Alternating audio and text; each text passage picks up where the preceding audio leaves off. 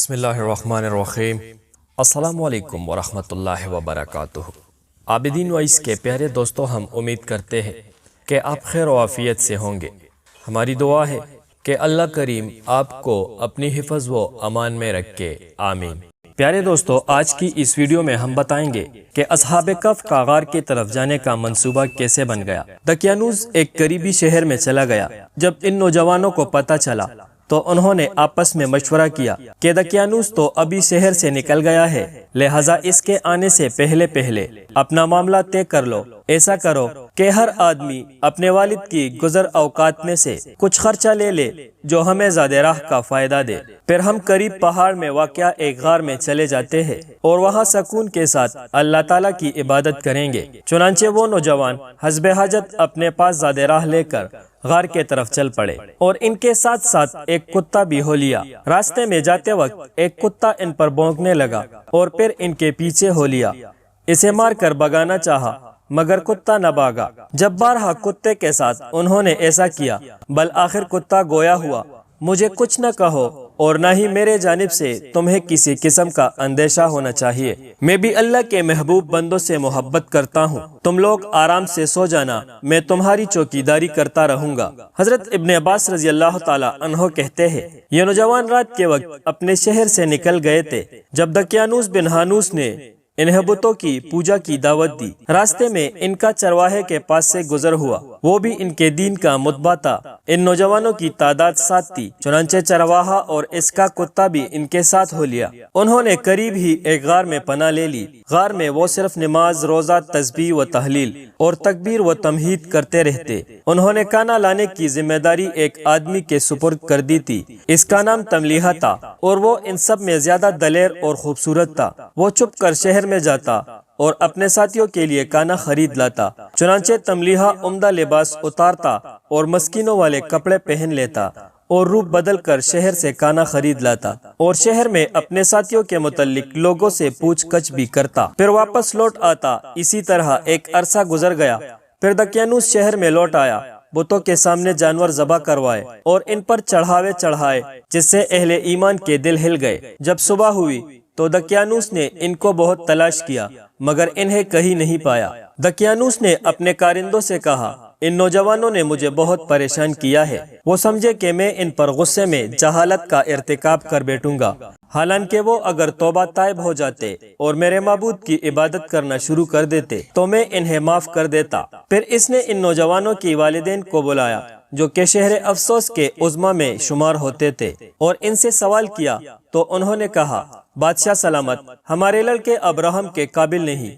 وہ فاجر اور نافرمان ہو چکے ہیں۔ اگر وہ چاہتے واپس لوٹ آتے، لیکن انہوں نے توبہ نہیں کی اور برابر سرکشی کیے جا رہے ہیں۔ رہی بات ہماری، سو ہم نے آپ کی نافرمانی نہیں کی، لہٰذا ہمیں نافرمانوں کے بدلے میں قتل نہ کیجیے۔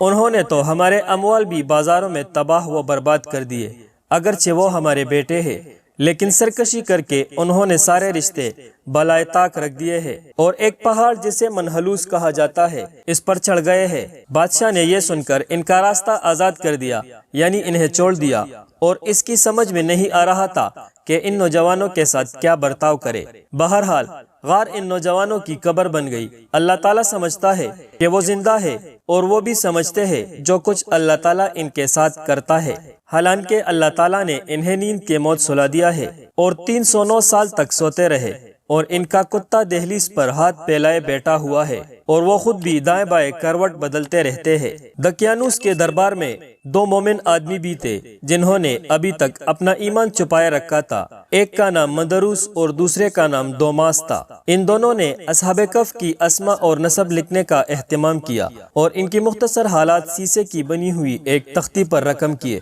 اور پھر اس تختی کو پیتل کی بنی ہوئی ایک صندوق میں بند کیا اور اسے رکھ دیا اور کہنے لگے، ممکن ہے ان نوجوانوں پر اللہ تعالیٰ کسی مومن قوم کو قیامت سے پہلے مطلع کر دے تاکہ وہ ان کے حالات سے واقف ہو سکے۔ پھر انہوں نے اصحاب کہف پر ایک عمارت بنوا دی۔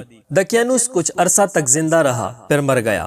اس کے بعد کئی قومیں، زمانے اور بادشاہ گزر گئے۔ محمد بن اسحاق کہتے ہیں، پھر اس شہر کا بادشاہ ایک نیک آدمی بنا، اسے طاؤد بیساؤس کے نام سے پکارا جاتا تھا۔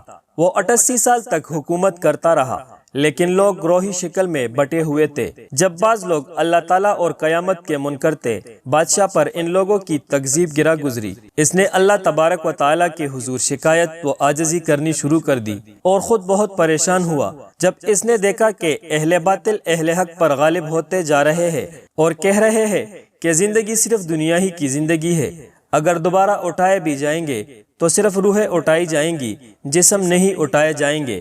جسموں کو زمین ختم کر دے گی، حتیٰ کہ بادشاہ جس کے دل میں بھی ایمانی نور دیکھتا تو اس کے پاس پیغام بھیجتا کہ میں تمہارے ساتھ حق پر ہوں، لیکن لوگوں نے قیامت کی تکذیب شروع کر دی، قریب تک کہ ملت حق سے برگزشتہ ہو جاتے۔ جب بادشاہ نے لوگوں کی تکذیبی کیفیت دیکھی تو دروازہ بند کر کے اپنے گھر میں گوشہ نشین ہو گیا۔ اس نے ٹاٹ کا کپڑا پہنا، خاک بچھائی، پھر اس پر بیٹھ گیا اور اللہ کے حضور دن رات اور رو رو کر عرض کرنے لگا، اے میرے پروردگار، میں ان لوگوں میں شدید اختلاف دیکھتا ہوں، لہٰذا کوئی ایسی دلیل و حجت نازل فرما جو ان لوگوں کے سامنے حق بیان کر دے۔ چنانچہ اللہ تعالیٰ نے اس پہاڑ کے رہنے والوں میں سے ایک آدمی کے دل میں بات ڈالی کہ اس پہاڑ میں اپنے بکریوں کے لیے باڑا بنائے۔ اس نے 2 مزدوروں کو اجرت پر لیا، انہوں نے پتھر اکاڑ کر باڑا بنانا شروع کر دیا، حتیٰ کہ غار کا دہانہ پتھروں سے خالی ہو گیا اور دروازہ کھل گیا۔ لیکن اللہ تعالیٰ نے مخصوص روب کے ذریعے انہیں مخفی رکھا، حتیٰ کہ جو آدمی زیادہ ہی دلیری کا مظاہرہ کرتا وہ غار کے منہ پر جھانکتا اور جو ہی کتے پر اس کی نظر پڑتی فوراً واپس پلٹ آتا۔ جب غار کے دہانے سے پتھر اکاڑ لیے گئے، اللہ عز و جل نے اپنی قدرت سے اصحاب کہف کو بٹھا دیا۔ وہ خوشی خوشی ایک دوسرے کو سلام کرنے لگے، یوں لگتا تھا گویا کہ وہ نیند سے ابھی ابھی بیدار ہوئے ہیں، پھر اٹھ کر نماز میں مشغول ہو گئے۔ ان پر نیند وغیرہ کی آثار بالکل نہیں تھے، حشاش بشاش معلوم ہوتے تھے۔ ان کا خیال تھا کہ ظالم بادشاہ دقیانوس ان کی تلاش میں ہے۔ جب نماز سے فارغ ہوئے تو اپنے ساتھی تلمیحہ سے کہنے لگے، اے بھائی، ہمیں بتلاؤ ظالم جابر حکمران کس حال میں ہے؟ وہ سمجھتے تھے کہ حزب عادت معمول کی نیند ہے، حتیٰ کہ ایک دوسرے سے پوچھنے لگے، ہمیں سوتے سوتے کتنی دیر ہو چکی ہے؟ فرمانے باری تعالیٰ ہے۔ کہنے لگے، ہمیں ٹھہرے ہوئے ایک دن یا دن کا کچھ حصہ ہو گیا ہے۔ پھر خود ہی کہنے لگے،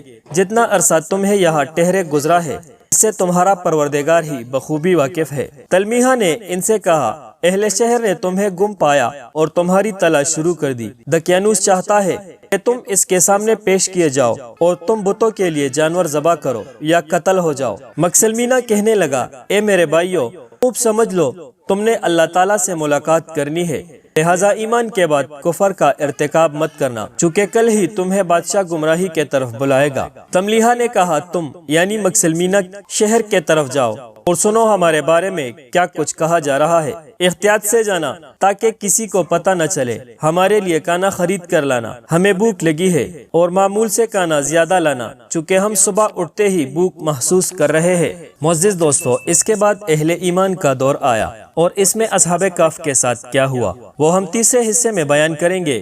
ملتے ہیں تیسری ویڈیو کے ساتھ، تب تک کے لیے اللہ حافظ والسلام۔